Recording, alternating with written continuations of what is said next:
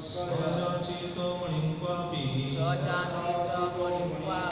जतुराजाय सौरिणा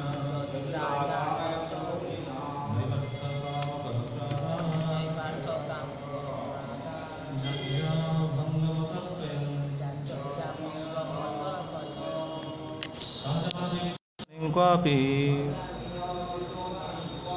जदुराजाय सौरिणा नैवर्थकामकः प्रादा जाचङ्गभङ्गमतर्कयन्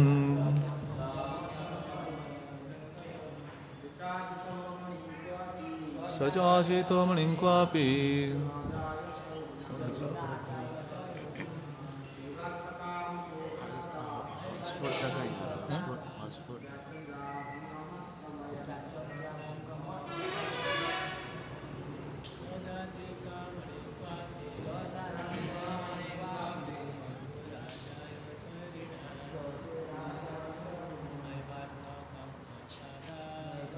कामकः प्रादा तर्कयन्। शब्द अनुवाद स से ବା ସତ୍ରାଜିତ ଯାଚିତ ପ୍ରାର୍ଥିତ ହୋଇଥିଲେ ମଣିମ୍ ମଣିଟି କ୍ୱ ଅପି କୌଣସି ଏକ ସମୟରେ ଯଦୁରାଜାୟ ଯଦୁଗଣଙ୍କ ରାଜା ଉଗ୍ରସେନ ନିମିତ୍ତ ସୌରିଣ ଶ୍ରୀକୃଷ୍ଣଙ୍କ ଦ୍ୱାରା ନ ନାହିଁ ଏ ହେବ ବସ୍ତୁ ଅର୍ଥ ସମ୍ପଦ ନିମିତ୍ତ କାମୁକ ଲୋଭୀ ପ୍ରାଦାତ ପ୍ରଦାନ କଲେ ଯାଚଞ୍ଜା ପ୍ରାର୍ଥନାର ଭଙ୍ଗମ ଭଙ୍ଗ ଅତର୍କୟନ୍ ବିବେଚନା ନ କରି। ଶ୍ଲୋକର ଅନୁବାଦ କୌଣସି ଏକ ସମୟରେ ଭଗବାନ ଶ୍ରୀକୃଷ୍ଣ ମଣିଟିକୁ ଯଦୁରାଜ ଉଗ୍ରସେନଙ୍କୁ ପ୍ରଦାନ କରିବା ପାଇଁ ସତ୍ରାଜିତଙ୍କୁ ଅନୁରୋଧ କରିଥିଲେ, କିନ୍ତୁ ସତ୍ରାଜିତ ଏପରି ଏକ ଲୋଭୀ ଥିଲେ ଯେ ସେ ତାହା ଅର୍ଥାତ୍ ସେହି ପ୍ରସ୍ତାବକୁ ପ୍ରତ୍ୟାଖ୍ୟାନ କଲେ। ଶ୍ରୀ ଭଗବାନଙ୍କ ନିମିତ୍ତ ତାଙ୍କୁ ପ୍ରଦାନ କରିବା ପାଇଁ ସତ୍ରାଜିତଙ୍କୁ ଅନୁରୋଧ କରିଥିଲେ, କିନ୍ତୁ ସତ୍ରାଜିତ ଏପରି ଲୋଭୀ ଥିଲେ ଯେ ସେ ମଣିଟିକୁ ଦେବା ପାଇଁ ପ୍ରସ୍ତୁତ ହୋଇନଥିଲେ ଏବଂ ଭଗବାନ ଶ୍ରୀକୃଷ୍ଣଙ୍କର ପ୍ରସ୍ତାବକୁ ସେ ପ୍ରତ୍ୟାଖ୍ୟାନ କରିଥିଲେ ଏବଂ ଏହାର ପରିଣାମ କ'ଣ ହେବ ତାକୁ ମଧ୍ୟ ସେ ଦର୍ଶନ କରିପାରିନଥିଲେ, ଦେଖିପାରିନଥିଲେ। ଶ୍ଲୋକର ଅର୍ଥ ହେଉଛି ଏତିକି, କିନ୍ତୁ ଏହା ଭିତରେ ବହୁତ ଗୂଢ଼ ରହସ୍ୟ ଗୂଢ଼ ସିଦ୍ଧାନ୍ତ ଏହା ଭିତରେ ରହିଛନ୍ତି। ପ୍ରଥମ ହେଉଛି ଏ ଶ୍ଲୋକକୁ ଗଭୀର ଭାବେ ଯେତେବେଳେ ଅନୁଧ୍ୟାନ କରିବେ ଆପଣ ବୁଝିପାରିବେ ଭଗବାନଙ୍କର ସ୍ୱଭାବ କିଭଳି। କିନ୍ତୁ ଯେଉଁମାନେ ତତ୍ତ୍ୱଦର୍ଶୀ ନୁହନ୍ତି, ଯେଉଁମାନେ ଉପଯୁକ୍ତ ସାଧୁସଙ୍ଗ ଦ୍ୱାରା ବୁଝିବା ପାଇଁ ଚେଷ୍ଟା ନ କରିବେ ସେମାନେ ଏଠି ଭଗବାନଙ୍କର ଦୋଷ ହିଁ ଦେଖିବେ। ଏହି ଶ୍ଲୋକର ଅର୍ଥରୁ ଭଗବାନଙ୍କର ଦୋଷ ବି ପ୍ରତୀୟମାନ ହୁଏ, ଭଗବାନଙ୍କର ଗୁଣ ବି ପ୍ରତୀୟମାନ ହୁଏ। ଦୋଷ ନାହିଁ, ଯେଉଁମାନେ ଅଳ୍ପ ବୁଦ୍ଧି ସମ୍ପନ୍ନ ବ୍ୟକ୍ତି ସେମାନେ ଭଗବାନଙ୍କର ଦୋଷ ବୋଲି ବିଚାର କରିବେ। ଭଗବାନଙ୍କର ଦୋଷ ନାହିଁ, ଆମର ଦୋଷ ରହିଛି। ଭଗବାନ ହେଉଛନ୍ତି ସର୍ବଗୁଣର ଭଣ୍ଡାର। ଆମେ ସମସ୍ତେ ଜାଣୁଛେ ନା ଭଗବାନଙ୍କର ଯିଏ ଭଜନ କରନ୍ତି, ଭଗବାନଙ୍କର ଭକ୍ତି କଲେ ସମସ୍ତ ଦୈବୀ ଗୁଣ ତା ପାଖରେ ପ୍ରକାଶିତ ହୁଏ। ଭଗବାନଙ୍କର ଭକ୍ତି କଲେ ଯଦି ଦୈବୀ ଗୁଣ ପ୍ରକାଶିତ ହେଉଛି ତାହେଲେ ଭଗବାନ କିଭଳି ହେଇଥିବେ? ଭଗବାନଙ୍କର କୌଣସି ଦୋଷ ଥାଇପାରେ ନା, ଭଗବାନ ହେଉଛନ୍ତି ଗୁଣର ଭଣ୍ଡାର। କିନ୍ତୁ ଯେଉଁମାନେ ଅଳ୍ପ ଜ୍ଞାନ ସମ୍ପନ୍ନ ଅଳ୍ପ ବୁଦ୍ଧି ସମ୍ପନ୍ନ ବ୍ୟକ୍ତି ସେମାନେ ଭଗବାନଙ୍କର ଦୋଷକୁ ଦେଖିଥାନ୍ତି। ଏଇ ଶ୍ଲୋକରେ ସେଭଳି ଦୋଷ ଭଳି ପ୍ରତୀୟମାନ ହୁଏ। କ'ଣ ଦୋଷ ଅଛି ଏଠି? ଭଗବାନ ଗୋଟେ ପକ୍ଷପାତ ବିଚାର କଲା ଭଳି ହେଇଛି ନା। ଭଗବାନ ମଣିଟାକୁ ମାଗୁଛନ୍ତି, ଶ୍ଲୋକର ଅର୍ଥରୁ ଆମେ ଯାହା ବୁଝିପାରୁଛେ ଭଗବାନ ମଣିକୁ ମାଗୁଛନ୍ତି, ହେଲେ ମାଗିକି ନିଜେ ନିଅ, ନିଜେ ରଖ, ନିଜ ପାଇଁ ମାଗୁନାହାନ୍ତି। ଭଗବାନ ମଣିକୁ ମାଗିବେ, ସତ୍ରାଜିତକୁ ମାଗୁଛନ୍ତି, ଦେବେ କାହାକୁ? ଉଗ୍ରସେନକୁ ଦେବେ। ତ ସାଧାରଣ ଦୃଷ୍ଟିକୋଣ ଯଦି କେହି ବିଚାର କରିବେ, ଯେଉଁମାନେ ଅଳ୍ପ ବୁଦ୍ଧି ସମ୍ପନ୍ନ ବ୍ୟକ୍ତି ସେମାନେ କ'ଣ କହିବେ? ଈଶ୍ୱର ଆଚାର୍ଯ୍ୟମାନେ ଟୀକାରେ କହିଛନ୍ତି, ଆମେ ଶୁଣିବା ଟୀକା କେତେ ସୁନ୍ଦର ଅଛି ଏ ଶ୍ଲୋକ ଉପରେ। ସାଧାରଣତଃ ସମସ୍ତଙ୍କ ଭଗବାନଙ୍କର ତ ପକ୍ଷପାତ ବିଚାର ରହିଲା, ଏ ଜଣଙ୍କଠୁ ନେଉଛନ୍ତି ଜଣକୁ ଦେଇ ଦେଉଛନ୍ତି, ତାହେଲେ ଭଗବାନଙ୍କର ପକ୍ଷପାତ ବିଚାର ରହିଲା। କିନ୍ତୁ ଭକ୍ତମାନେ ବୁଝିପାରିବେ ଭଗବାନଙ୍କର କ'ଣ ପକ୍ଷପାତ ବିଚାର ରହିଛି? ଭଗବାନଙ୍କର କେବେ ବି ପକ୍ଷପାତ ବିଚାର ଅଛି? କେବେ ବି ନାହିଁ। ଭଗବାନଙ୍କର ଯଦି ପକ୍ଷପାତ ବିଚାର ଥାନ୍ତା ତାହେଲେ ଭଗବାନ ଗୀତାରେ କହିନଥାନ୍ତେ ସମହଂ ସର୍ବଭୂତେଷୁ ନ ମେ ଦ୍ୱେଷସ୍ତି ନ ପ୍ରିୟ। ମୁଁ କାହାକୁ ଦ୍ୱେଷ କରେ ନା, କେହି ମୋର ପ୍ରିୟ ନାହାନ୍ତି, ସମସ୍ତଙ୍କ ପ୍ରତି ମୁଁ ସମାନ। ଯଦି ସମସ୍ତଙ୍କ ପ୍ରତି ସମାନ ତାହେଲେ ଏଠି ମଣିଟାକୁ ମାଗୁଛନ୍ତି କାହିଁକି? ପୁଣି ସତ୍ରାଜିତଙ୍କୁ ମାଗୁଛନ୍ତି ଦେବେ ଉଗ୍ରସେନଙ୍କୁ। ତାହେଲେ ସମସ୍ତଙ୍କ ପ୍ରତି ସମାନ ବୋଲି କେମିତି ପ୍ରତୀୟମାନ ହୁଏ? ତାଙ୍କ ବାକ୍ୟ କେମିତି ସିଦ୍ଧ ହେବ? ତାର ଅର୍ଥ ୟା ପଛରେ ନିଶ୍ଚିତ କିଛି ରହସ୍ୟ ରହିଛି। ସିଦ୍ଧାନ୍ତ ନିଜେ ହିଁ କହିଛନ୍ତି ନା, ଜନ୍ମ କର୍ମ ଚ ମେ ଦିବ୍ୟମ୍ ଏବଂ ଯୋବେତି ତତ୍ତ୍ୱତଃ। ତତ୍ତ୍ୱରେ ଜାଣିବା ଉଚିତ ଭଗବାନ କାହିଁକି ମାଗିଲେ ଏବଂ ମାଗିକି ପୁଣି ସତ୍ରାଜିତଙ୍କୁ ମାଗୁଛନ୍ତି ଉଗ୍ରସେନଙ୍କୁ ଦେବେ। ତେବେ ସେ ବିଷୟରେ ଆମେ ଶୁଣିବା ଆଚାର୍ଯ୍ୟମାନେ ଯାହା ସବୁ ଉପସ୍ଥାପନ କରିଛନ୍ତି ତାଙ୍କର ଟୀକା ମାଧ୍ୟମରେ। ତ ପ୍ରଥମ ପ୍ରଶ୍ନ ହେଉଛି ଭଗବାନଙ୍କର କ'ଣ କିଛି ଅଭାବ ଥିଲା? ଭଗବାନ ଗୋଟେ ବସ୍ତୁ ମାଗୁଛନ୍ତି, କିଛି ଅଭାବ ଅଛି? ପ୍ରଥମେ ତ ପ୍ରଶ୍ନ ଆଣିବା ଉଚିତ ମନରେ। ଭଗବାନଙ୍କର ତ କିଛି ଅଭାବ ନାହିଁ, ଭଗବାନ ମାଗୁଛନ୍ତି କାହିଁକି? ନା ସଯାଚିତ, ପ୍ରଥମେ କହିଲେ ସୁଖଦେବ ଗୋସ୍ୱାମୀ ସଯାଚିତ। ଉଗ୍ରସେନଙ୍କ ସତ୍ରାଜିତଙ୍କୁ ସିଏ ମାଗିଥିଲେ, ସତ୍ରାଜିତଙ୍କ ଦ୍ୱାରା ସେ ପ୍ରାର୍ଥିତ ହୋଇଥିଲେ, ସତ୍ରାଜିତଙ୍କୁ ସେ ମାଗିଥିଲେ ନା।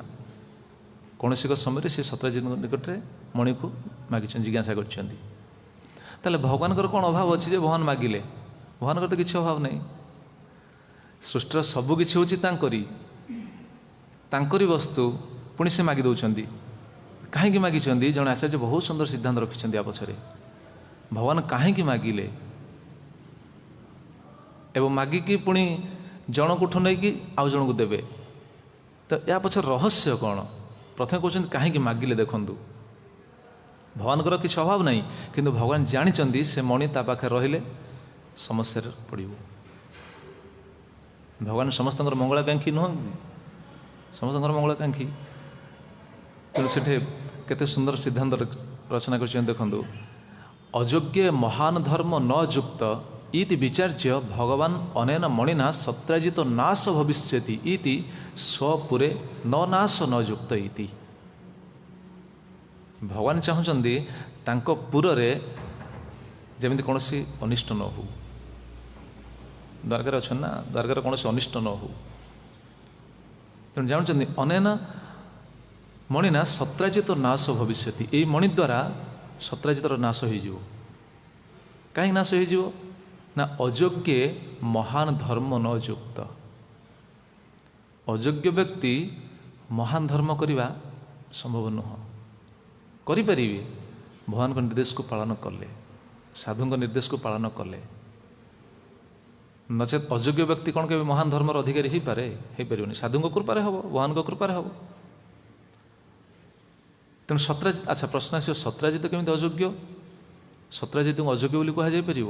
କିନ୍ତୁ ଆଚାର୍ଯ୍ୟମାନେ ତାଙ୍କ ଟୀକା ରଚନା କରିଛନ୍ତି କାହିଁକି ଅଯୋଗ୍ୟ? ଅଯୋଗ୍ୟ ଏଇଥିପାଇଁ ଭଗବାନ ମାଗିଲା ପରେ ବି ଦେଉନାହାନ୍ତି, ସେଇଥିପାଇଁ ଅଯୋଗ୍ୟ। ଭଗବାନ ମାଗୁଛନ୍ତି ଦେଇଦେବା ଦରକାର ନା, ଭଗବାନ ଜାଣିଛନ୍ତି ସବୁକିଛି। ତେଣୁ ଅଯୋଗ୍ୟ ମହାନ ଧର୍ମ ନ ଯୁକ୍ତ। ଅଯୋଗ୍ୟ ବ୍ୟକ୍ତି ମହାନ ଧର୍ମ କରିବା ବହୁତ ମୁସ୍କିଲ। ଯେମିତି ଆମେ ଭଳି ସବୁ ଅଯୋଗ୍ୟ ବ୍ୟକ୍ତି ନା, ଆମେ କ'ଣ ଯୋଗ୍ୟ ନା କ'ଣ? ଆମେ ଅଯୋଗ୍ୟ ବ୍ୟକ୍ତି, ଆମେ ଭଗବାନଙ୍କର ଭକ୍ତି କରିବା ଏ କ'ଣ ସହଜ? କିନ୍ତୁ ଆମକୁ ସେ ସୁଯୋଗ ଦିଆଯାଇଛି। କିଏ ଦେଇଛନ୍ତି? ସାଧୁଗୁରୁ ଦେଇଛନ୍ତି। ଆମର ସେ ଯୋଗ୍ୟତା ନାହିଁ। ସାଧୁଗୁରୁ ଦେଇଛନ୍ତି ଆମ ଭଳି ଅଯୋଗ୍ୟ ବ୍ୟକ୍ତିମାନଙ୍କୁ। ସେ କଥା ମୁଁ ବାରମ୍ବାର କହେ, ମହାପ୍ରଭୁ ଆସିକି ଯେଉଁ ଆମ ଭଳି ଅଯୋଗ୍ୟ ବ୍ୟକ୍ତିମାନଙ୍କୁ ଦେଇଛନ୍ତି ଗୋଟେ କ'ଣ ଅତି ମୂଲ୍ୟବାନ ବସ୍ତୁ। ଆମର ଓଡ଼ିଆରେ ଯେଉଁ କଥାରେ ଅଛି ନା, ମାଙ୍କଡ଼ ହାତରେ ଶାଳଗ୍ରାମ ଦିଆହେଇଛି। ଆମେ ସବୁ ମାଙ୍କଡ଼ ଭଳି ନା।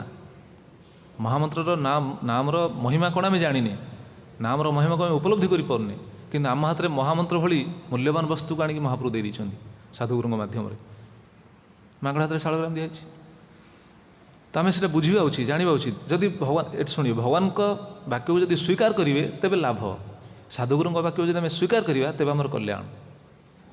ନଚେତ୍ ସେଇ ମଣି ପାଇଲେ ମଧ୍ୟ ତାକୁ କ'ଣ ତାର ଉପଯୁକ୍ତ ବ୍ୟବହାର କରିପାରିଲେନି ସତ୍ରାଜିତ। ଦେଖିବେ କିଭଳି ଅବସ୍ଥା ହେବ। ଆମେ ସେଭଳି ଉପଯୁକ୍ତ କ'ଣ କୁହାଯିବ ବସ୍ତୁ, ସବୁଠୁ ଉନ୍ନତ ବସ୍ତୁ ପ୍ରାପ୍ତ ହେଲେ ମଧ୍ୟ ଆମେ ତାର ସୁଫଳ ପ୍ରାପ୍ତ ହୋଇପାରୁନେ, ଅଯୋଗ୍ୟ ବ୍ୟକ୍ତି ଆମେ। ତେଣୁ ଅଯୋଗ୍ୟ ମହାନ ଧର୍ମ ନ ଯୁକ୍ତ। ତେଣୁ ଭଗବାନ ସମସ୍ତଙ୍କର ମଙ୍ଗଳ ଚାହାନ୍ତି। ନିଜେ କହିଲେ ନା, ସୁହୃଦଂ ସର୍ବଭୂତାନମ୍। तेणु सुहृदं सर्वभूतानां यदि सबु जीवंकर मंगल चाहती ताले निज पुरवासींकर कौन मंगल चाहिए निज पुर रे अमंगल घटू एटा कौन भगवान चाहिए सबकिछ तो भगवान कर भगवान जो अच्छा साक्षात द्वारका रही सेठी किसी अमंगल घटी जाऊ सत्राजित कौन विनाश हो एटा कौन भगवान चाहिए भगवान चाहून सत्राजित होती अयोग्य कारण तांका पाखरे मणि रहिला माने भगवान जानछन ना आमे जानिने किंतु भगवान तो जानछन ना कहार स्वभावटा कौन से स्वभावर से केमिति व्यवहार करुच्ची भगवान जानछन्ति नीतिकार मान से कथा कहछन्ति बा अयोग्य महान धर्म न युक्त कहीं एटा कहुई कारण अंतर स्वभाव जो से पालन करें स्वभावटा समस्त रही ना से स्वभावटा बदली जीव जदि शुद्ध भजन करेंगे शुद्ध भक्ति करेंगे आ ये सत्राजित जो पाई मणि से मणिर तो कौन जहाँ से प्रकट करते गत श्लोक आम श्रवण करते ना एत सुवर्ण एत प्राप्त होते प्रतिदिन ता द्वारा सत्राजित कौन हम नीति से कथा कहला ना यौवनं धन संपत्ति प्रभुत्व अविवेकिता एकैकमपि अनर्थाय किमु जत्र चतुष्टयम् ये चार्टा जो रहे गोटे गोटे जदि रहे ताले अनर्थ हो चार्टा जो रही से कौन हम निश्चित अनर्थ हम सत्राजित पाखे सब था यौवनं सत्राजित युवक अवस्था थे ना यौवन अवस्था था धन संपत्ति पाई मणि पाई एभली मणि गत श्लोक सूचना प्राप्त होते केते सी प्राप्त होते प्रभुत्व राजा थिले यौवन अच्छी धन संपत्ति अच्छी मणि पाई प्रभुत्व राजा भी अच्छा अविवेकिता बुद्धि भी नहीं बुद्धि था यदि भगवान देले भगवान मागिले मना कर ना बुद्धि नहीं तो नीति से कथा कहुच्छी एक एकमपि अनर्थाय ये गोटे गोटे हूँ अनर्थर कारण यौवन भी अनर्थर कारण प्रभुत्व भी अनर्थर कारण धन संपत्ति अनर्थर कारण अविवेकिता अनर्थर कारण आ जो चार्टी जाक रहे से कौन हम प्रभु जो चार्टी जाक रही कौन हम निश्चित अनर्थ हम से अयोग्य धर्म नयुक्त सत्राजित देखो सूर्यदेव को उपासना करके मणि पाई किंतु निजर कल्याण साधन करें ना करें भगवान जानते से भगवान मागुंट से कहले सजाची तो या पचर आहरी अच्छी शुणे कारण सी मणिटा पाई कहाठू आम शुणुले सूर्यदेव पाई जदि सूर्यदेवता को आम कहूचे कौन देवता भी कहूचे भगवान अवतार भी कहूचे कि ये सुंदर उपस्थापन कर आचार्य मैंने टीका मध्यम से जेहेतु सूर्य देवता पाई देवता शक्ति ना जीवर हृदय को शुद्ध करने देवता माने आम जहाँ चाहूचे देदेवे किंतु हृदय शुद्ध करें हृदय शुद्ध कर हिरण्यकशिपु ब्रह्मा को मागिकी समस्त वर पाईगले अलौकिक वर से प्राप्त हेले हृदय शुद्ध है असुर मैंने शिवजी को प्रार्थना कर शिवजी को प्रश्न कर केते वर सब पाती हृदय शुद्ध हुए से कथा कहते देखो केते सुंदर टीका रचना कर देवांतराणाम अत्र सामर्थ्य अभावात तत्प्रसादोपि व्यर्थ इति देवतांतर देवता माने अत्र सामर्थ्य अभावात ये सामर्थ्य नहीं देवता मानकर कौन अंतर शुद्धि कर सामर्थ्य नहीं देवता मान अंतर शुद्धि करें अभावात से जेहेतु से मैंने अंतर शुद्धि करें से कथा कहते तत्प्रसादोपि व्यर्थ इति तेणु से प्रदत्त जो प्रसाद देवता मान जो कृपा जी पाई किसी प्राप्त होती सेटा भी व्यर्थ तार मूल्य एत कौन कह उन्नत बोली कहुई पारना से तस्य लोकोदय अष्ट सिद्ध्यर्थं यावत् द्रव्यं तत् उत्पद्यते ये जो मणि गत श्लोक आम शुणुले ना केते सी सुना केते 8 भार सुना प्रकट करते प्रतिदिन बहुत धन से पाइबे आ जानते भगवान श्रीकृष्ण सत्राजित पाखे जदि ये धन रहा कौन हम तांको बुद्धि निश्चित बिगड़ शुणिले ना यौवनं धन संपत्ति प्रभुत्व अविवेकिता सत्राजित पाखे सब रहा माने से निश्चित समस्या पड़ी भगवान जानते से भगवान कौन कर मागिले उग्रसेनाय मणि दापयितुं सत्राजितं प्रति किंचित उक्तवान इत्याह सजाचित इति ये सजाचित ये भगवान मागिଛନ୍ତି मणिटा को आणिकी से सत्राजित नहीं कि उग्रसेन को देवे उग्रसेन को देले उग्रसेन अच्छा प्रश्न आस गोटे मन प्रश्न आनीपर अच्छा उग्रसेन को देले उग्रसेन कौन किसी क्षति हेनी से तो वस्तु तो से गोटे वस्तु ना सत्राजित क्षति हो उग्रसेन क्षति होनी से वस्तुटा देले कौन हम कि नहीं क्षति ताल पुणी भगवान केमी देवे अच्छा सत्राजित भी राजा थिले उग्रसेन भी राजा थिले उग्रसेन भी राजा थिले सत्राजित राजा थिले ना आम शुणी शुणी आसुचे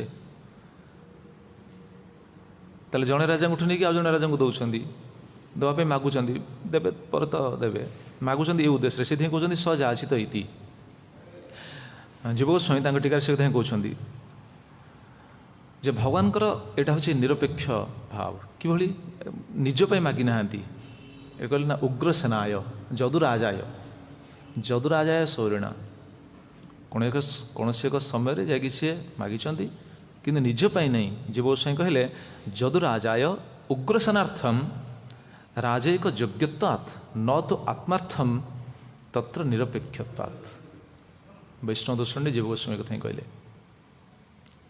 जदुराजाय उग्रसेनार्थम उग्रसेन मागी कहीं ना राजैक योग्यत्वात् प्रकृत उपयुक्त राजा योग्य राजा होती उग्रसेन कई कई कहींपारती सनातन गोस्वामी टीकार गोटे सुंदर कथा कहते किंच मातामहत्वात् स्नेहात् एटा भी पारे उग्रसेन मातामह थे ना अजा थे कि नहीं कंसर बापा नी कि उग्रसेन आ कंस मामू हेले उग्रसेन अजा हे कि नहीं तेणु मातामहत्वात् स्नेहत्वात् मातामह हेतु स्नेहवशत सताजीठू मागिकी हे तो उग्रसेन दे पारती कई ये भी कहींपारती हाँ ये भी किसी कांश सत्य किंतु उग्रसेन होती योग्य व्यक्ति तेरे आमर जो प्रसंग आम से कथा क्वेश्चन आराइज करते ताले भगवान तो यहाँ पक्षपात विचार आसला ना जड़े राजा मागिकी नौ आउ जड़े राजा को दवापाई ताले समहं सर्वभूतेषु केमी हेले सत्राजित को मागिले उग्रसेन को देवे से कहले ना जदुराजाय उग्रसेन को देवे प्रकृत ये तो कौन से ग्रंथ नहीं कि टीकार ये जिनस अच्छे गोटे सुंदर कथा प्रकृत मणिटा सबुदिन से मागि न था मणिटा किसी समय मागुले मणिटा नहीं दे था हे तो फेरे दे था सी लिखिं ना टीकार भगवान जो मागी सहजासी तो मागी किसी समय देखो कौन लिखुं कियत्कालम प्रयच्छ जावता मृत्युर अपगछति किसी समय कहते मत किसी समय दियो जिते समय पर्यंत तुम मृत्युटा एड़ी न जाने भगवान जानते ये मणि को मध्यम कर मृत्यु हो मणि को मध्यम कर मृत्यु है कि कह रही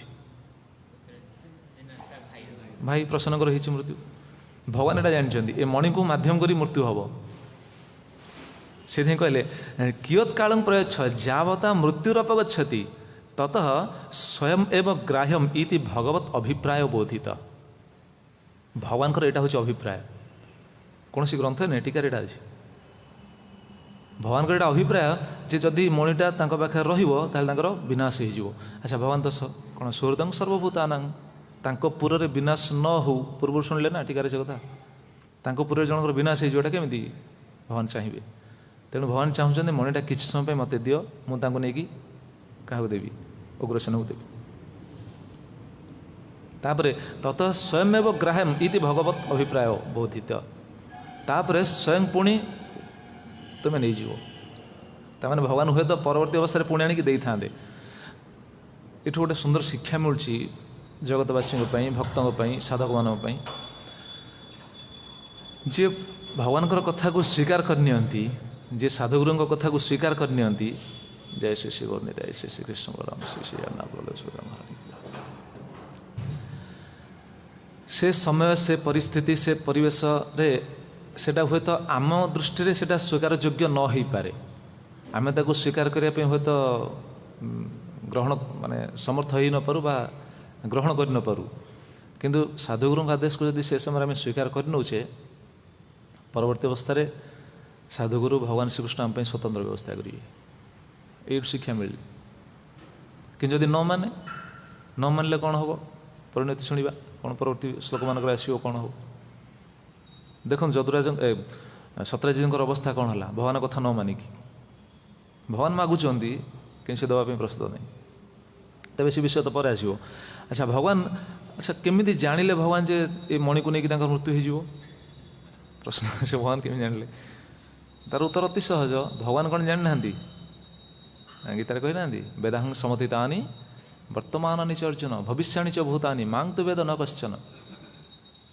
ମୁଁ ସବୁ କିଛି ଜାଣେ, ଅତୀତ ବର୍ତ୍ତମାନ ଭବିଷ୍ୟତ ସବୁ କଥା ଜାଣେ। ଆମର ଗୁରୁଦେବ ପରମ ପୂଜ୍ୟ ଶ୍ରୀ ରାଧାକୃଷ୍ଣ ଗୋସ୍ୱାମୀ ଗୁରୁ ମହାରାଜ କୁହନ୍ତି ଜୀବର ଲକ୍ଷ ଲକ୍ଷ ଜନ୍ମ ପରେ ସେ କ'ଣ ହେବ ସେଇଟା ଭଗବାନ ଜାଣିଛନ୍ତି। ଆମେ ଲକ୍ଷ ଜନ୍ମ ପରେ ଆମ ସ୍ଥିତି କ'ଣ ହେବ ଭଗବାନ ଜାଣିଛନ୍ତି। ଲକ୍ଷ ଜନ୍ମ ପୂର୍ବରୁ ଆମ ସ୍ଥିତି କ'ଣ ଥିଲା ଭଗବାନ ଜାଣିଛନ୍ତି। ଆଉ ଏଇ ଜନ୍ମ ଭିତରେ ଶରୀରର ଏଇ ଗତି ହେବ ଏଇଟା କ'ଣ ଭଗବାନ ଜାଣିନାହାନ୍ତି? ସେଥିପାଇଁ ଭଗବାନ ମଙ୍ଗଳାକାଂକ୍ଷୀ ବୋଲି ମଣିଟାକୁ ମାଗିଲେ। ସହଜ ଅଛି ତ ସେଥିପାଇଁ ମାଗୁଛନ୍ତି। ଆଚ୍ଛା ପୁଣି ୟା ପରେ ବହୁତ ସିଦ୍ଧାନ୍ତ ରହିଛି। କାଳର ପ୍ରଭାବ ବି ଭଗବାନ ଜାଣିଛନ୍ତି। କାରଣ କାଳ କେଉଁ ସମୟରେ କାହା ପାଖକୁ କେମିତି ଆସି ପହଞ୍ଚିବ ସେ କଥା ବି ଭଗବାନ ଜାଣିଛନ୍ତି ନା। ତେଣୁ ମଙ୍ଗଳ କରିବା ପାଇଁ ଭଗବାନ ଏଟା ଚାହୁଁଛନ୍ତି, ମଣିଟା ମାଗିଛନ୍ତି ସତ୍ରାଜିତଙ୍କର ମଙ୍ଗଳ ପାଇଁ। କିନ୍ତୁ ସେ ବୁଝିପାରିନାହାନ୍ତି। ନନୁ ତସ୍ୟବ ମୃତ୍ୟୁ ଭବିଷ୍ୟତି ଇତି ଆଶଙ୍କ୍ୟ ଆହ ଯଦୁରାଜାୟ ଇତି। ତେଣୁ ତାଙ୍କର ମୃତ୍ୟୁ ହେଇଯିବ ଏଇ ଆଶଙ୍କାରେ ସେ କହୁଛନ୍ତି ମଣିଟାକୁ ଦିଅ। କାହା ପାଇଁ? ଯଦୁରାଜାୟ, ଯଦୁରାଜଙ୍କୁ ମୁଁ ଦେବି କହିଛନ୍ତି। ମୋତେ ମଣିଟା ଦିଅ, ମୁଁ ଯଦୁରାଜଙ୍କୁ ଦେବା ପାଇଁ ଚାହୁଁଛି। ଆଚ୍ଛା ପ୍ରଶ୍ନ ଆସିବ ଯଦି ଯଦୁରାଜ ନେବେ ତାଙ୍କର ମୃତ୍ୟୁ ହେବନି? ମଣିକୁ ନେଇକି ରଖିଲେ ତ ମୃତ୍ୟୁ ହେବ ଶୁଣିଲେ ନା। ଯଦି ଯଦୁରାଜ ନେବେ ତାଙ୍କର କ'ଣ କିଛି ଅନିଷ୍ଟ ହେବନି? ନାଇଁ ତାଙ୍କର ଅନିଷ୍ଟ ହେବନି। କାହିଁକି? ତାପରେ ଶବ୍ଦ କ'ଣ ରହିଛି ଦେଖନ୍ତୁ ସୌରିଣା। ଯଦୁରାଜ ସୌରିଣା ରହିଛି ନା। ସୌରିଣା ଶବ୍ଦ କାହିଁକି ରହିଛି? ସୌରିଣା ଶବ୍ଦକୁ ବ୍ୟାଖ୍ୟା କରିଛନ୍ତି ସବୁ ଆଚାର୍ଯ୍ୟମାନେ କେତେ ସୁନ୍ଦର ଦେଖନ୍ତୁ। ସୌରିଣ ଇତି ସାମର୍ଥ୍ୟ ଦାପନେ ନିରୂପିତମ୍। ସୌରିଣ ସେ ସାମର୍ଥ୍ୟ ପ୍ରଦାନ କରିପାରିବେ। ପ୍ରଶ୍ନ ଆସେ ଯଦି ସାମର୍ଥ୍ୟ ପ୍ରଦାନ କରିପାରିବେ ତାହେଲେ ସାମର୍ଥ୍ୟ ଉଗ୍ରସେନକୁ ଦେଇପାରିବେ, ସତ୍ରାଜିତଙ୍କୁ କାହିଁକି ଦେଇପାରିବେନି? ପ୍ରଶ୍ନ ଆସିପାରେ ମନରେ। ସାମର୍ଥ୍ୟ ଉଗ୍ରସେନକୁ ଦେବେ, ତାଙ୍କର କିଛି କ୍ଷତି ହେବନି, ସତ୍ରାଜିତଙ୍କର କେମିତି କ୍ଷତି ହେଇଯିବ? କ'ଣ ତାଙ୍କୁ କ'ଣ ସାମର୍ଥ୍ୟ ଦେଇପାରିବେନି? ତାଙ୍କୁ କ'ଣ କୃପା କରିପାରିବେନି? କରିପାରିବେ। ଭଗବାନ ପାଇଁ କୌଣସି ଜିନିଷ ଅସମ୍ଭବ ନାହିଁ। ଶ୍ରୀମଦ୍ ଗୌରାଙ୍ଗ ଗୋସ୍ୱାମୀ ଗୁରୁ ମହାରାଜ କୁହନ୍ତି ସେଇଥିପାଇଁ ତ ସିଏ ଭଗବାନ ଯିଏ ସମସ୍ତ ଅସମ୍ଭବକୁ ସମ୍ଭବ କରିପାରନ୍ତି, ଆଉ ସମସ୍ତ ଅସମ୍ଭବକୁ ଅସମ୍ଭବ ବି କରିପାରନ୍ତି। ଯଦି ଭଗବାନ ଶ୍ରୀକୃଷ୍ଣଙ୍କ ପାଖରେ ସେ ଯଦି ସମର୍ପିତ ହେଇଯାଇଥାନ୍ତେ ତାହେଲେ ହୁଏତ କିଛି କ୍ଷତି ହେଇନଥାନ୍ତା। ସେ ଭଗବାନ କଥା ମାନିଲେନି ନା। ସେ ଯଦି ଭଗବାନ କଥା ସ୍ୱୀକାର କରିଥାନ୍ତେ। ଆଚ୍ଛା ପ୍ରଶ୍ନ ଆସିବ ଭଗବାନଙ୍କ କଥା ସ୍ୱୀକାର କରିଥିଲେ ତାଙ୍କର କ'ଣ ସୌରିଣ ଶବ୍ଦରେ ଆମେ ଶୁଣୁଛେ, ତାହେଲେ ଭଗବାନ ତାଙ୍କର କେମିତି ସମ୍ମାନ ବଢ଼େଇଥାନ୍ତେ? ଉଭୟ ତ ସୁର। ଜୀବ ଗୋସ୍ୱାମୀ ତାଙ୍କ ଟୀକାରେ ଥାଇ କହିଛନ୍ତି ସୌରିଣ କାହିଁକି? ସୌରିଣ ଶବ୍ଦକୁ ସେ ବିଚ୍ଛେଦ କରି କହୁଛନ୍ତି ସୁର ଯଶ ବିସ୍ତାରକସ୍ୟ ତସ୍ୟ ତଦ୍ଯୋଗ୍ୟମ୍ ଏବ ଇତି ଭାବ। ସୁର ଯଶ ବିସ୍ତାରକସ୍ୟ, ରାଜାମାନଙ୍କର କ୍ଷତ୍ରିୟମାନଙ୍କର ଯଶକୁ ବିସ୍ତାର କରିବା ପାଇଁ ଚାହୁଁଛନ୍ତି। ଆଚ୍ଛା ତାଙ୍କଠୁ ମଣିଟା ନେଇଯିବେ, ତାଙ୍କର ଯଶ କ'ଣ ବିସ୍ତାର କରିବେ? ସତ୍ରାଜିତଙ୍କଠୁ ମଣିଟାକୁ ମାଗୁଛନ୍ତି, ନେଇଯିବେ, ନେଇକି ତାଙ୍କର ଯଶ ବିସ୍ତାର କରିପାରିବେ? କରିବେ। ଉଭୟଙ୍କର ଯଶ ବିସ୍ତାର କରିବା ପାଇଁ ଚାହୁଁଛନ୍ତି। ଭଗବାନ ସମସ୍ତଙ୍କର ଯଶ ବିସ୍ତାର କରିବା ପାଇଁ ଚାହୁଁଛନ୍ତି। କେମିତି? ଭଗବାନ ଦେଖାଇବା ପାଇଁ ଚାହୁଁଛନ୍ତି। ଦେଖ ଯଦି ସତ୍ରାଜିତ ଯଦି ଦେବେ ତାହେଲେ କ'ଣ ହେବ? ଭଗବାନ ଜଗତରେ ବିସ୍ତାର କରିବେ ସତ୍ରାଜିତଙ୍କର ଯଶ। ଦେଖ ମୁଁ ଯାହା ମାଗିଲି ସତ୍ରାଜିତ ଦେଇଦେଲେ, ତେଣୁ ମୋ କଥାକୁ ସେ ମାନିଲେ। ତେଣୁ ଜଗତରେ ବିସ୍ତାର ହେବ କ'ଣ ନା ଭଗବାନଙ୍କୁ ଇଏ ଦେଲେ, ଦେଇକି ଯଶକୁ ବିସ୍ତାର କରି ପ୍ରମାଣ ଅଛି। ଗୁରୁଦେବ ମନା କରିବା ପରେ ମଧ୍ୟ ଦେଇଥିବା ହେତୁ ତାଙ୍କ ଯଶକୁ ଜଗତରେ ବିସ୍ତାର କଲେ ଭଗବାନ। କିଏ ସିଏ? ବଳି ମହାରାଜ। ଗୁରୁଦେବଙ୍କ କଥାକୁ କୌଣସି ଉପାୟରେ କ'ଣ ଅସ୍ୱୀକାର କରାଯାଇପାରିବ ନା। କିନ୍ତୁ ବଳି ମହାରାଜଙ୍କ ନିକଟରେ ଗୁରୁଦେବ ତାଙ୍କର ଶୁକ୍ରାଚାର୍ଯ୍ୟ କ'ଣ କଲେ? ଆରେ ଦେନି, ଇଏ ସାକ୍ଷାତ ଭଗବାନ, ଏମିତି ଆସିଛନ୍ତି ବଟୁବାମନ ରୂପରେ, ଯଦି ଦେଇଦେଉ ତୋର ସର୍ବସ୍ୱ ନେଇଯିବି। ସେ ପ୍ରସଙ୍ଗ ପଢ଼ି ନେବେ, ବହୁତ ସୁନ୍ଦର ପ୍ରସଙ୍ଗ ବଳି ମହାରାଜଙ୍କ ଚରିତ। ସେଠି ବଳି ମହାରାଜ କ'ଣ ବଳି ମହାରାଜଙ୍କର ପୁରା ଗୋଟେ ପ୍ରବଚନ ଅଛି ତା ଉପରେ। ଶୁକ୍ରାଚାର୍ଯ୍ୟଙ୍କର ପ୍ରବଚନ ରହିଛି, ତାପରେ ବଳି ମହାରାଜଙ୍କ ପ୍ରବଚନ ରହିଛି, ବହୁତ ସୁନ୍ଦର ସବୁ ସିଦ୍ଧାନ୍ତ ରହିଛି। ତେଣୁ ଭଗବାନଙ୍କୁ ସେ ଦେଇଛନ୍ତି, ଦେଲା ପରେ ଶୁକ୍ରାଚାର୍ଯ୍ୟଙ୍କର ଶିଷ୍ୟ ରୂପେ ବଳି ମହାରାଜଙ୍କର ଯେତିକି ଖ୍ୟାତି ନଥିଲା, ଭଗବାନଙ୍କୁ ଦେଲା ପରେ ତାଙ୍କ ଖ୍ୟାତି ବହୁତ ବଢ଼ିଗଲା। ଶୁକ୍ରାଚାର୍ଯ୍ୟଙ୍କର ତ କଥା ସେ ମାନିଲେନି, କିନ୍ତୁ ଭଗବାନଙ୍କୁ ଦେଲେ, ତେଣୁ ଭଗବାନ ତାଙ୍କ ଯଶକୁ ବିସ୍ତାର କରିଦେଲେ। ଏବେ ଖାଲି ଯଶକୁ ବର୍ତ୍ତମାନ ପାଇଁ ବିସ୍ତାର କରି ରଖିନାହାନ୍ତି, ପରବର୍ତ୍ତୀ ମନ୍ୱନ୍ତର ପର୍ଯ୍ୟନ୍ତ ଯଶ ବିସ୍ତାର ହେଇକି ରହିଲା। ହେଇଛି କି ନାହିଁ? ପରବର୍ତ୍ତୀ ମନ୍ୱନ୍ତର ପର୍ଯ୍ୟନ୍ତ ଇନ୍ଦ୍ର ହେବେ ନା। ତେଣୁ ଯଦି ଦେଇଥାନ୍ତେ ତାହେଲେ ଯଶ ବିସ୍ତାର ହେଇଥାନ୍ତା। ଆଚ୍ଛା, ଉଗ୍ରସେନଙ୍କର ଯଶ କେମିତି ବିସ୍ତାର ହେଇଥାନ୍ତା? ଉଗ୍ରସେନକୁ ଭଗବାନ ଦେବେ ସେମନ୍ତକ ମଣିଟା, ତାଙ୍କର ଯଶ କେମିତି ବିସ୍ତାର କରିବେ? କହୁଛନ୍ତି ନା, ସୁର ଯଶ ବିସ୍ତାର କସ୍ୟ, ଜୀବ ଗୋସ୍ୱାମୀ କହିଲେ ବୈଷ୍ଣବ ଦର୍ଶନରେ। ଉଗ୍ରସେନଙ୍କର ଯଶ ବିସ୍ତାର ହେବ। ଉଗ୍ରସେନକୁ ଯଦି ଭଗବାନ ମଣିଟା ଦେବେ, ଉଗ୍ରସେନ କ'ଣ କରିବେ ସେ ମଣିକୁ ନେଇକି? ଉଗ୍ରସେନ ନିଜ ଭୋଗରେ ଲଗେଇବେନି, ଉଗ୍ରସେନ ପ୍ରଜା କାର୍ଯ୍ୟରେ ଲଗେଇବେ। ତେଣୁ ଭଗବତ ପ୍ରଦତ୍ତ ବସ୍ତୁକୁ, ଭଗବାନଙ୍କର କୃପାକୁ ଉଗ୍ରସେନ କ'ଣ କରିବେ? ଉଗ୍ରସେନ ଭକ୍ତ ନା, ତେଣୁ ଉଗ୍ରସେନ ଜଗତର କଲ୍ୟାଣ ପାଇଁ ସେଇଟା ବ୍ୟବହାର କରିବେ। ତ ଉଗ୍ରସେନଙ୍କର ମଧ୍ୟ ଯଶ ବିସ୍ତାର ହେବ। ସେଥିପାଇଁ ଏଇ ଯେଉଁ ଯଶ ବିସ୍ତାର କରନ୍ତି, ସୁର ଯଶ ବିସ୍ତାର କସ୍ୟ ଇତି ସୌରିଣ, ଏ ସୌରିଣ ଶବ୍ଦ ଏଥିପାଇଁ। ତେଣୁ ସେ ଉଭୟଙ୍କର ଯଶକୁ ବିସ୍ତାର କରିବା ପାଇଁ ଚାହୁଁଛନ୍ତି। କିନ୍ତୁ ସତ୍ରାଜିତ କହୁଛନ୍ତି, କିନ୍ତୁ ସତ୍ରାଜିତ ତଥାପି ନ ଦତ୍ତବାନ, କିନ୍ତୁ ସତ୍ରାଜିତ ତଥାପି ଦେଲେ ନାହିଁ, ମନା କଲେ ନା, ନ ଦତ୍ତବାନ। କାହିଁକି ଦେଲେନି? ତାପରେ ଶବ୍ଦ ରହିଛି, ନ ଏବ ଅର୍ଥ କାମୁକ ପ୍ରାଦାତ। ସେ ଦେଲେନି ଏଥିପାଇଁ ଯେହେତୁ ସେ ଅର୍ଥ କାମୁକ ଥିଲେ, ସେ ଲୋଭୀ ଥିଲେ। ସତ୍ରାଜିତ ଯେହେତୁ ଲୋଭୀ ଥିଲେ, ତେଣୁ ସେ ଦେବା ପାଇଁ ଚାହୁଁନଥିଲେ। ଲୋଭୀ କିଭଳି? ଜୀବ ଗୋସ୍ୱାମୀ ବହୁତ ସୁନ୍ଦର ସିଦ୍ଧାନ୍ତ ଲେଖିଛନ୍ତି, ଅର୍ଥେ ଧନ ଏବ ନ ତୁ ଧର୍ମ ଆଦୌ କାମୁକ। ବୈଷ୍ଣବ ଦର୍ଶନରେ କଥା ଲେଖିଲେ। ସତ୍ରାଜିତଙ୍କର ବିଚାରଟା କ'ଣ? ଅର୍ଥ ହେଉଛି ଧନ, ଧର୍ମ ନାହିଁ।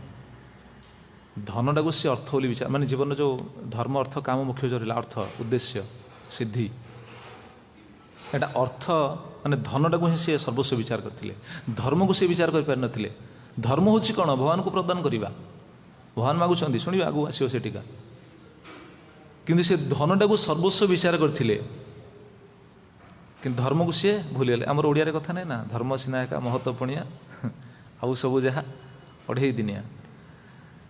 କିନ୍ତୁ ସତ୍ରାଜିତ ଅଢ଼େଇ ଦିନିଆ ବସ୍ତୁ ପାଇଁ ଅତ୍ୟନ୍ତ ଲୋଲୁପ ହୋଇକି ରହିଥିଲେ। ସେଥିପାଇଁ କହୁଛନ୍ତି ନଏବ ଅର୍ଥ କାମୁକ, ନ ଏବ ଅର୍ଥ କାମୁକ। ଏଇ ସବୁ ଶବ୍ଦ ରହିଛି, ଏବ କାହିଁକି ଲାଗିଛି, ନ କାହିଁକି ଲାଗିଛି, ପ୍ରାଦାତରେ ପ୍ର କାହିଁକି ଲାଗିଛି, ସବୁ ଟୀକା ରହିଛି। ଶୁଣିବା କେତେ ସୁନ୍ଦର। ମୋର ତ ଜ୍ଞାନ ନାହିଁ, ବୁଝିପାରୁନି, କିନ୍ତୁ ଶାସ୍ତ୍ର କୃପାରୁ, ଆପଣଙ୍କ କୃପାରୁ, ସାଧୁଗୁରୁଙ୍କ କୃପାରୁ କିଛି କିଛି ବୁଝି ହୁଏ। ତାକୁ ପ୍ରକାଶ କରିବା ପାଇଁ ହୁଏତ ସବୁ ମୁଁ ସମର୍ଥ ହେଇନପାରେ, କିନ୍ତୁ ବୁଝି ହେଇଯାଏ କମ୍ ସେ କମ୍। କେତେ ସୁନ୍ଦର ସେ ରଚନା କରିଛନ୍ତି ଦେଖନ୍ତୁ। ଅର୍ଥେ ଧନ ଏବ ନ ତୁ ଧର୍ମ ଆଦୌ କାମୁକ। ଆଉ ଜଣେ ଆଚାର୍ଯ୍ୟ ଲେଖିଲେ, ସ ହି ଅର୍ଥମେବ କାମୟତେ ସିଦ୍ଧମ୍ ନ ତୁ ମୃତ୍ୟୁ ନିରାକରଣମ୍ ଅପି ଅତ ନ ପ୍ରାଦାତ। ସେ କେବଳ ଅର୍ଥ ହିଁ ଚାହୁଁଥିଲେ, ମୃତ୍ୟୁ ନିରାକରଣ ହେଇଯିବ ଏଇଟାକୁ ମଧ୍ୟ ସେ ଚାହୁଁନଥିଲେ। ଲୋକ ସେ ବର୍ତ୍ତମାନ କ'ଣ କୁହାଯାଏ, ଲୋକ ଶରୀରକୁ ବାଜି ଲଗେଇକି ମଧ୍ୟ ଅର୍ଥ ରୋଜଗାର କରିବା ପାଇଁ ଚାହୁଁଛନ୍ତି, ବରଂ ମୃତ୍ୟୁ ହେଇଯାଉ କିନ୍ତୁ ଧନ ଦରକାର ଆମର। ଇଏ ବହୁତ କ'ଣ କୁହାଯିବ, ବହୁତ ବଡ଼ ଖତରନାକ ସ୍ଥିତି। ସାଧାରଣ ଲୋକ ଏଇଟା ବୁଝିପାରନ୍ତିନି, ଭକ୍ତମାନେ ବୁଝିବା ଉଚିତ। ଭକ୍ତମାନେ ତ ଜାଣିଛନ୍ତି। ସବୁଠୁ ବଡ଼ ଜିନିଷ ଦେଖନ୍ତୁ, କେତେ ସୁନ୍ଦର ଗୋଟେ ଶ୍ଲୋକ ରହିଛନ୍ତି, ଧନ ପାଇଁ ଚିନ୍ତିତ ହେବା ଆବଶ୍ୟକ ନାହିଁ। କାହା ପାଇଁ ଚିନ୍ତିତ ହେବା ଆବଶ୍ୟକ? ଚରିତ୍ର ପାଇଁ ଚିନ୍ତିତ ହେବା ଆବଶ୍ୟକ। ବହୁତ ସୁନ୍ଦର କଥା ରଚନା ହେଇଛନ୍ତି। ବୃତଂ ଯତ୍ନେନ ସଂରକ୍ଷେତ୍ ବିତମ୍ ଇତି ନ ଯାଚିତ ଅକ୍ଷିଣ ବିତ୍ତତଃ କ୍ଷୀଣ ବ୍ରତତସ୍ତୁ ହतो ହତ। ଏ ନୀତି ଶ୍ଲୋକରେ ଶ୍ଲୋକ ରହିଲେ। ବୃତଂ ଯତ୍ନେନ ସଂରକ୍ଷେତ୍, ରକ୍ଷା କରିବା ଉଚିତ। ଧନକୁ ନୁହଁ, ସତ୍ରାଜିତ ଧନକୁ ରକ୍ଷା କରିବା ପାଇଁ ଚାହୁଁଥିଲେ, ଭଗବାନଙ୍କୁ ଦେବା ପାଇଁ ପ୍ରସ୍ତୁତ ନୁହନ୍ତି। ଭଗବାନ ମାଗୁଛନ୍ତି ଦେବା ପାଇଁ ସେ ପ୍ରସ୍ତୁତ ନୁହନ୍ତି। କାହିଁକି? ଅର୍ଥ କାମୁକ। ରକ୍ଷା କରିବା ଉଚିତ। କାହାକୁ ରକ୍ଷା କରିବା ଉଚିତ? ବୃତଂ ଯତ୍ନେନ ସଂରକ୍ଷେତ୍। ବୃତଂ ଚରିତ୍ରକୁ, ଚରିତ୍ରକୁ ଯତ୍ନତାର ସହିତ ରକ୍ଷା କରିବା ଉଚିତ। ଧନ ପାଇଁ ଚିନ୍ତିତ ହେବା ଉଚିତ। ତାପରେ କହୁଛନ୍ତି ବିତ୍ତମ୍ ଇତି ଚ ଜାତି ଚ। ଧନ ଆସିବ ଯିବ। ଓଡ଼ିଆର କଥା ଅଛି ନା, ଲକ୍ଷ୍ମୀ ହେଉଛନ୍ତି କ'ଣ ପ୍ରଭୁ? ଚଞ୍ଚଳା। ଲକ୍ଷ୍ମୀ ରହିବେନି, लक्ष्मी आसवे जीवे लक्ष्मी चिंतित हवा उचित न चिंतित हवा उचित क्या वृतं वृतं जत्न संरक्षेत वित्तम इति च जाति च अक्षीण वित्ततः क्षीण वित्ततः क्षीण अक्षीण धन जदि नष्ट हो जाए धन जदि क्षय हो जाए विचार करी किछि क्षय हेनी कौन क्षय है आज धन नष्ट है काली पुणी आसो ना कि चरित्र नष्ट होगले विचार कर कहते मृततस्तु हतो हत जदि चरित्र थरे नष्ट हो जाए ताले सी बंची थाउ थाउ मृत बोली विचार करा जाए चरित्र नष्ट हेल्ले चरित्र को शोधन करवा चरित्र को कौन कह से स्थिति को आसवा बहुत कष्ट बहुत कष्ट चरित्र शब्द रे समस्त एटा हूँ आवश्यक वस्तु विशेषकर भक्त मान भक्त मान स्वभाव चरित्र आचरण ये टिके जब बिगड़ी जीव देखुना एटा हूँ कौन कह मुझे कौन सी कारणवश क्या जब कड़ा कथा कहीदेवी थे थरे कटा कथा कहले भी समस्त कह रागीटा रागी कथा कौच थरे कही रागी बोली नाम लगिगला सबुदिन कहार शोधन थरे जदि कही किसी यही साधन में आम श्रृंखलित हवा उचित यही शोधन आमर आवश्यक जदि कहीदेवे सबुदिन शुणा पड़ो आक्षेप कर कह देख ये हम तो बहुत सतर्क साधक मैंने बहुत श्रृंखलित हवा आवश्यक ये कौन सत्राजित अवस्था या सी चरित्र प्रति दृष्टि देलेनी धन ही सर्वस्व से भगवान जाचिले मागिले सी दवाई प्रस्तुत नुहति दबा उचित भगवान जीव गोस्वामी वैष्णव दर्शन लिखुं उत्तम द्रव्यत्वेन प्राक् स्वयं एवं उद्यम्य दातुं योग्य तत्रापि तेन साक्षात भी जाचितम अपि न अदात उत्तम द्रव्य जदि आम कि पाचे निज उद्यम करके आम से जिनस प्राप्त हो पारू किंतु कर्तव्य हूँ ताकू भगवान को दबा उचित भगवान को दबा उचित ये उत्तम द्रव्य पाई ना सताजी तो पाई उत्तम द्रव्यटा मागिक आनी सूर्यदेवठू भगवान को दबा उचित पुणी पुणी कहते तथापि तेन साक्षात भी जाचितम अपि भगवान को दबा उचित से पुणी भगवान निजे आसिक मागिंट सजाचित प्रथम कहते सजाचित निजे आसी मागिंट भगवान अपि न अदात तथापि देले ना अतो महा अनर्थ फलिष्यति तंग न अपश्यत इति या द्वारा भगवान को दबा उचित कर्तव्य पुणी भगवान मागुचंती न देले जे केते बड़ अनिष्ट हम एटा से देखि पार नथिले शेष ना अतर्कयन जहाँ भंगम अतर्कयन से देखि पार नथिले भगवान मागुचन तथापि देना ये एव शब्द न एव शब्द जो लगी नैव अर्थ काम को एव शब्द को बहुत सुंदर सिद्धांत देते भगवान जो ये कहले सजाचित मणि क्वापी कौन से एक समय भगवान मागी ना यदि कौन से एक समय मागी कही था एव लगी न था एव लगे कि पुणी सूचना दौरान सुखदेव गोस्वाई भगवान थरे मागी नथिले देखो कौन कहते एव शब्देन जीव गोस्वाई लिखिं वैष्णव दर्शने एव शब्देन बारंबारम अपि जाचयानाम अदानं बोध्यते एव शब्देन भगवान बारंबार मागिंट अच्छा भगवान कहीं बारंबार मागिले भगवान मंगल चाहूँ ना भगवान मंगल चाहूँ बोली बारंबार मागिंट तथापि सी देना एव शब्द से बारंबार मागिंट सूचना मिलूँ सी देना अच्छा पुणी प्र शब्द कहीं लगी अदात प्र अदात प्रादात सनातन गोस्वाई बृहत वैष्णव दर्शन लिखुं प्र शब्द अर्थ कौन कहते प्र शब्दाभ्याम अदान से दाढ़्यं बोध्यते प्र शब्द सत्राजित स्वभावटा ये प्रतिफलित होची मु देवी ना दाढ़्यं दृढ़तार सहित सत्राजित विचार करना मु तो देवीनी तो मागु था मैंने मु देवीनी मैंने कौन कह पूरा दृढ़ निश्चित हो गले मु देवीनी तेन च श्री भगवत वंचनार्थं प्रसन्नाय ददो इति गेयम से सी कौन कले भगवत वंचनार्थम तेणु भगवान को वंचना करी भगवान को ठकी प्रसन्न को देवाई चाहिए किंतु भगवान को देवाई चाहिए देखो ये कौन सूचना मिलला तामाने से भगवान को निजर कर पार नथिले निजर आत्मीय स्वजन को से निजर बोली भावुले भगवान को देलेनी किंतु प्रसन्न को देले भाई की देले तो यू कौन शिक्षा आम समस्ते बुझीपारे ताको व्याख्या करने आवश्यक नहीं। पुणी केते सुंदर कथा लिखिं सनातन गोस्वामी से विष्णु पुराण गोटे श्लोक आनी विष्णु पुराण श्लोक आनी कहते सत्राजित अच्युत मांग जाचिष्यति इति अवगम्य रत्नलोभात स्वभ्रात्रे प्रसेनाय तद्रत्नम अदात इति। एटा विष्णु पुराण श्लोक। सत्राजित अच्युत मांग जाचिष्यति इति अवगम्य। सत्राजित जानिले भगवान मते मागुछंती थरे नहीं बारंबार मागुछंती तेणु बारंबार जेहेतु मागिछंती सत्राजित जानिले कहले एटा मु रखिला माने मते सबु समय मागिबे मु मना करि परिन तेणु मु रखिले सिना समस्या रखिले समस्या तेणु दे देबी भाई की किस समय भाई की दे देबी भाई पाखर थाउ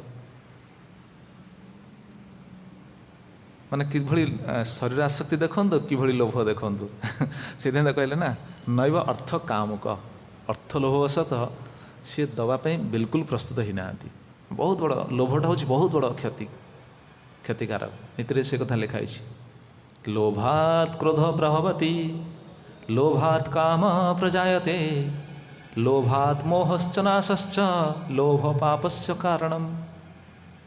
देखो लोभरु कौन हो लोभरु ए सबू लक्षण प्रतिफलित होता है। लोभात क्रोध प्रभवती लोभरु क्रोध सृष्टि हुए ताको उठेल लोभात क्रोध प्रभवती लोभरु क्रोध सृष्टि हुए लोभात काम प्रजायते लोभरु कामना भी सृष्टि हुए वृद्धि हुए लोभात मोहश्च लोभरु मोह आसे नाशश्च नाश आसे नाश हो जाए लोभ पापस्य कारणम लोभ हूँ पापर कारण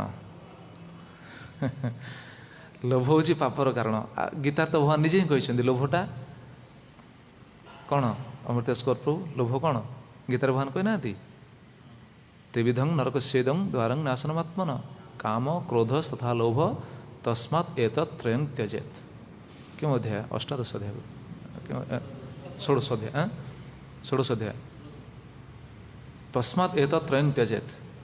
आगे तो छाड़ी पारे से दिन नर्तन दास ठाकुर कहले लोभ क्यों लगेगा काम क्यों लगेगा षड़ रिपु जो रही आम छाड़ी पारे जीव सहित गुड़ा कौन कह पूरा युक्त हो रही छाड़ी पारे ट्रांसफर करा उचित साधुगुरु निर्देश अनुसार आसे लोभरु ये सब आसे लोभरु चेतना बिगड़ी जाए लोभरु क्रोध लोभरु काम लोभरु मोह लोभरु नाश लोभर हूँ पापर कारण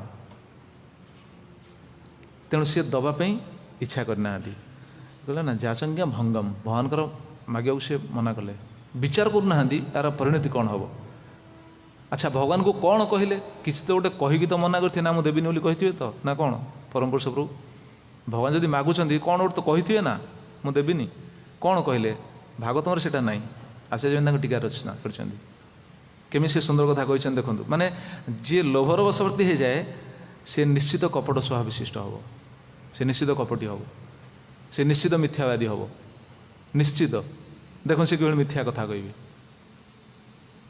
से कि कपट विचारटा देखो लिखुं जथेव अयं न जाचते तथो उपाय च विचारितवान जो उपाय मत कृष्ण मागिबेनी से उपाय को से विचार कले लोभरु मुझे गोटे कथा कहि जो भगवान मत मागिबेनी कौन विचार कले विचार करी कहले देखो एटा निज विचार तांकर एटा को शास्त्र सिद्धांत में एटा हेनी देखो कौन से कहले शुणुना से कहते सूर्य वक्तव्य सूर्य मत कहते कौन कहते ना तद्वारा उपद्रवश्च कारणीय ततो न जाचिष्य इति जांचा भंगम तर्कितवान सूर्यदेव मत कहते एटा जदि क्या दब तुम अमंगल हम सूर्यदेव एटा कही लोक से दिन आम शुणुले ना सी जो मागिले सूर्यदेव देदेले सागे सागे ठीक अच्छे नहीं बोली देते ना सूर्यदेव एटा कही ना एटा तुम क्या देल अमंगल हम निजे विचार कर जो मैंने लोभी देख से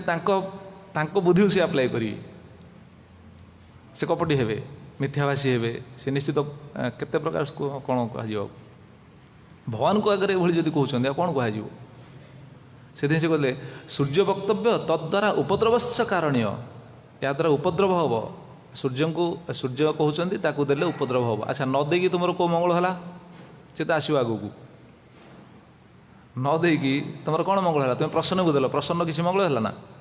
किसी नहीं। जीव गोस्वामी लिखिले अतएव श्री भगवत आज्ञा भंगेन दोषम अविचारयन अयम भाव। वैष्णव दोषणी से गले अतएव श्री भगवत आज्ञा भंगेन भगवान आज्ञा को सी भंग कले। भगवान कहते मत दिय।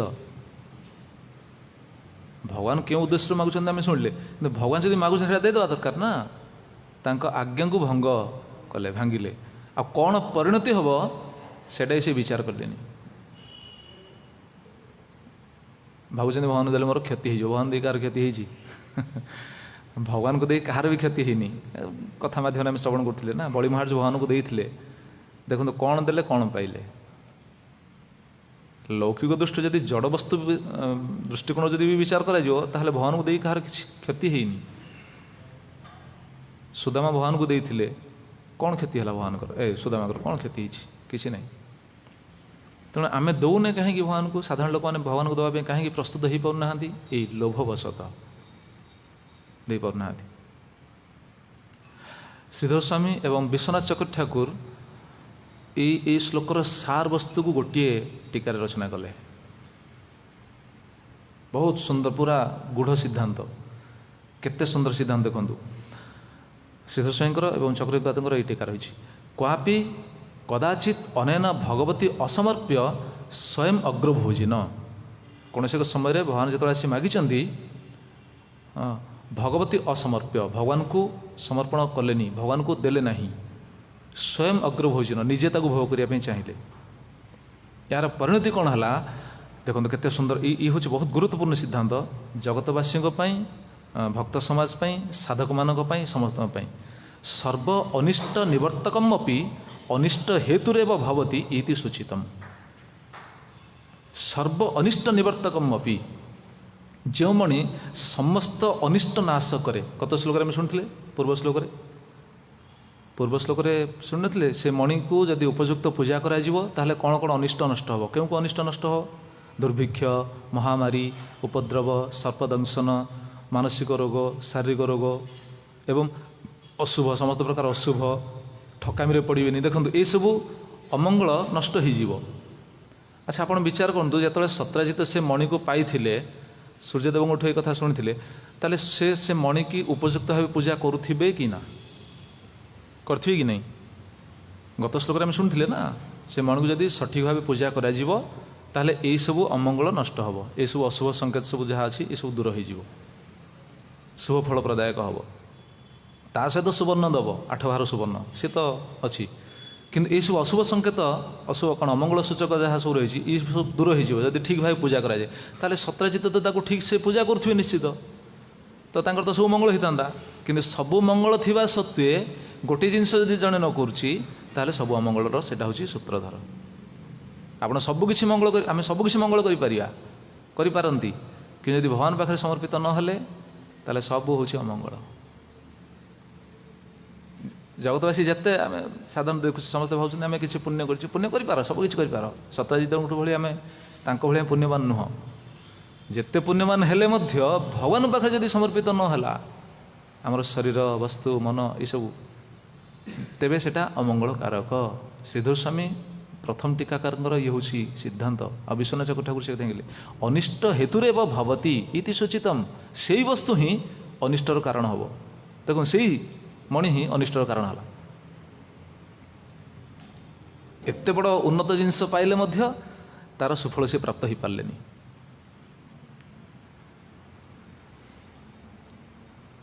ताहले प्रश्न आस ठीक अच्छे तो श्लोकर तो सिद्धांत रहा एतिकी।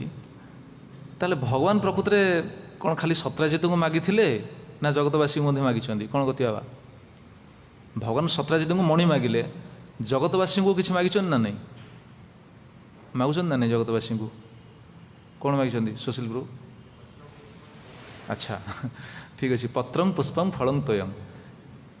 सत्राजित को मणि मागिले एत मूल्यवान वस्तु, जगतवासी एत कम जिनस कहीं मागिले?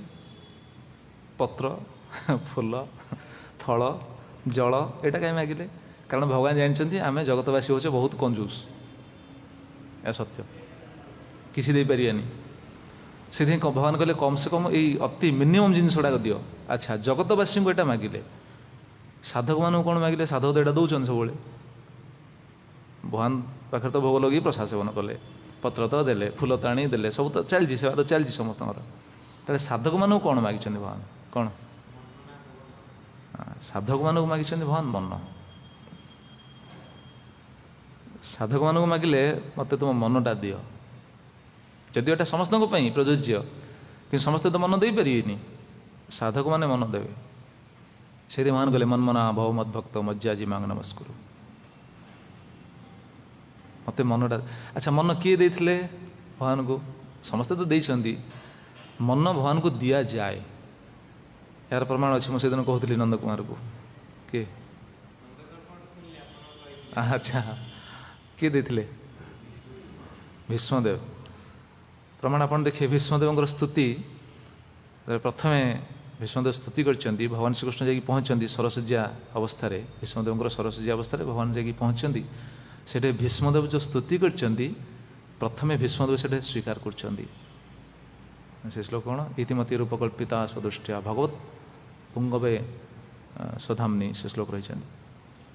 से भीष्मदेव कहते प्रभु मुझे कौन दे पारि, कारण मु तो बर्तमान असमर्थ, सरसज्जार पड़ी, उठापी मु सक्षम नुह, आपन को प्रणाम करने मु सक्षम नुह। तेणु क्यों वस्तु क्यों पूजा उपहार द्वारा आपणकर मु पूजा करी, आपण मु कौन देकी आपन को सेवा करी? तेणु प्रभु मु किछि दे पारनी, मो मनटा को आपन दउछि। तेणु भगवान चाहती प्रकृत में साधक मान भगवान आउ किसी चाहती, साधक मान चाहती भगवान केवल गोटे शुद्ध मन। आम मन को किए केते परिमाण देछि सेटा से निजे ही जाने, किंतु आम दवाई सक्षम हो पारने कहीं? जदि सत्राजित विचार आम रहिबा तेबे मन को दे परिबानी। सत्राजित विचार कौन कौन नंद कुमार? सत्राजित विचार कौन? आम शुणिले जहाँ आम मन को दे पारियानी भगवान कहीं? जदि सत्राजित विचार भाई आम विचार हम मन को दे पारियानी। जदि भोग कर प्रवणता रहिबो, इंद्रिय मान को भोग देवार प्रवणता रहिबो, तेबे मन को भगवान पाखे लगेबा बहुत कष्ट, दुष्कर हेनी। इंद्रिय मान भर सबुठू सांघातिक इंद्रिय केउटा नंद कुमार? इंद्रिय मान भर सबुठू सांघातिक इंद्रिय हूँ जिह्वा।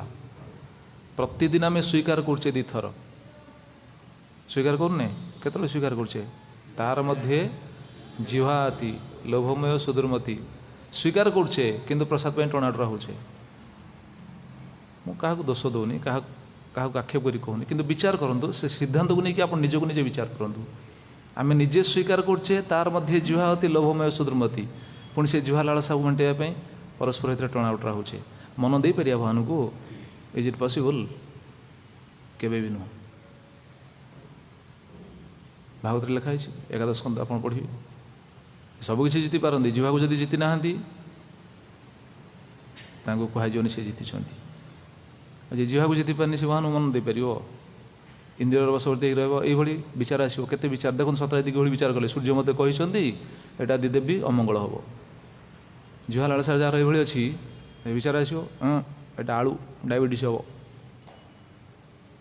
ए विचार बा मनर विचार प्रसाद ज्ञान देखो कि हेनी। मुझे अधिकारी नुह, मुझे कथा कहीपरि कि सिद्धांत आपड़ विचार करना। आम प्रसाद ज्ञान देखिपे प्रसाद को देखिपारे, किंतु प्रसाद ज्ञान देखिपे माधवेन्द्रपुरी से मटकी मध्य खाईदे। जो क्षीर लगी मटकी ताकू सी सेवन करते आम जब सेवन करा कौन ये बाबा स्टोन हो बापा पेट्रे। आम विचार आसो स्टोन हो पेट्रे, पेट्रे स्टोन है कहीं शुद्ध मन। शुद्ध मन जदि आम तेज आसो नचेत हेनी, एटा कहुपर किंतु एटा हूँ सिद्धांत। आपड़ जेकोसी दृष्टिकोण देखूँ के अस्वीकार करें, एटा सिद्धांत। प्रसाद प्रसाद ज्ञान देखिपारे प्रसाद कष्ट लगे मुझे कहे बहुत जिनस शुणापी पड़े देखापी पड़े कि सही हुए ना केतटा जिनस बाध्य होगी कहवाई पड़े। मुझे तो हाथ जोड़ी कहीदे समस्त को मो विचार अलगा।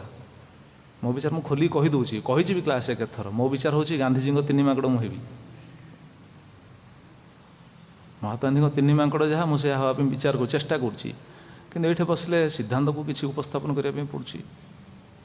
ତେଣୁ ଆପଣମାନେ କ୍ଷମା ଦେବେ, ମୋର ଉଦ୍ଦେଶ୍ୟ ନୁହଁ ମୁଁ କାହାକୁ ହର୍ଟ କରିବା ପାଇଁ, କିନ୍ତୁ ଉଦ୍ଦେଶ୍ୟ ହେଉଛି ଆମେ ଶୃଙ୍ଖଳିତ ହେବା। ଉଦ୍ଦେଶ୍ୟ ହେଉଛି ପ୍ରସାଦକୁ ପ୍ରସାଦ ଜ୍ଞାନରେ ଦେଖିବା ଉଚିତ, ଭଗବାନଙ୍କ ସେବାକୁ ସେବା ଜ୍ଞାନରେ ଦେଖିବା ଉଚିତ। ଅପରାଧ ରହିଛି କି ନାହିଁ? ସେବା ଆମେ କରୁଛେ, ସେବାର ଅପରାଧ ଗୋଟେ ଅଛି କି ନାହିଁ? ପ୍ରସାଦ ଅଛି, ପ୍ରସାଦର ଅପରାଧ ଅଛି କି ନାହିଁ? କୁହନ୍ତୁ, ବିଚାର କରନ୍ତୁ। ତ ଆମେ ଯଦି ତା ପ୍ରତି ସଚେତନ ନ ହୋଇପାରୁଛେ, ତାହେଲେ ସାଧକ ହିସାବରେ ଆମର କ'ଣ ସ୍ଥିତି ରହିଲା? ଆମେ ତ ସାଧାରଣ କର୍ମୀଠୁ ହିଁ ନ ହୋଇଗଲେ ଆଉ କ'ଣ କୁହାଯାଇପାରେ? ତେଣୁ ସଚେତନ ହେଉଛି, ତେବେ ଭଗବାନ ନିଶ୍ଚିତ କୃପା କରିବେ। ନଚେତ୍ ସତ୍ରାଜିତର ଅବସ୍ଥା ଯାହା ହେଲା ଆମ ଅବସ୍ଥା ସେୟା ହେବ। ବିଭିନ୍ନ ପ୍ରକାର ସବୁ କପଟ ବିଚାର ଆସିବ, ବିଭିନ୍ନ ପ୍ରକାର ସବୁ ଚିନ୍ତାଧାରା ଆସିବ, ସେଇ ଅପରାଧ ଯାଇକି ଲାଗିବ ଭଗବାନ ପାଖରେ। କାରଣ ଭଗବାନଙ୍କ କଥା ଆମେ ମାନୁନି, ସେ ଅପରାଧ ଭଗବାନ ପାଖରେ ଯାଇ ଲାଗିବ। ପରିଣତି କ'ଣ ହେବ? ନିଜେ ହିଁ ଭୋଗିବା। हरे कृष्ण। जय ग्रंथराज श्रीमद् भागवतम की, श्रील प्रभुपाद जी महाराज की, तत्वानुशील गुरुदेव की, जय अनंत कोटि वैष्णव वृंद की, संवेद गौर भक्त वृंद की, निताय गौर प्रेमानंदे। हरि हरि बोल। श्रील प्रभुपाद श्रील गुरुदेव की जय।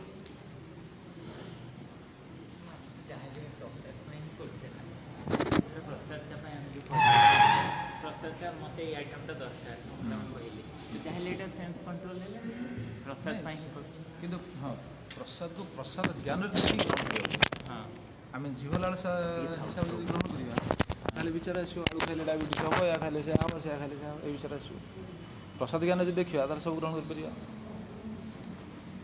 सपच वाल्मीक कथा शुणुचे आम कौन से स्थित अच्छे ना जीव पड़े से स्थिति प्रार्थना करा पड़े वहाँ गौरवंत सागर में आज से कथा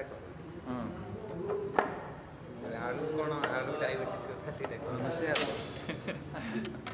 मु कमल रोग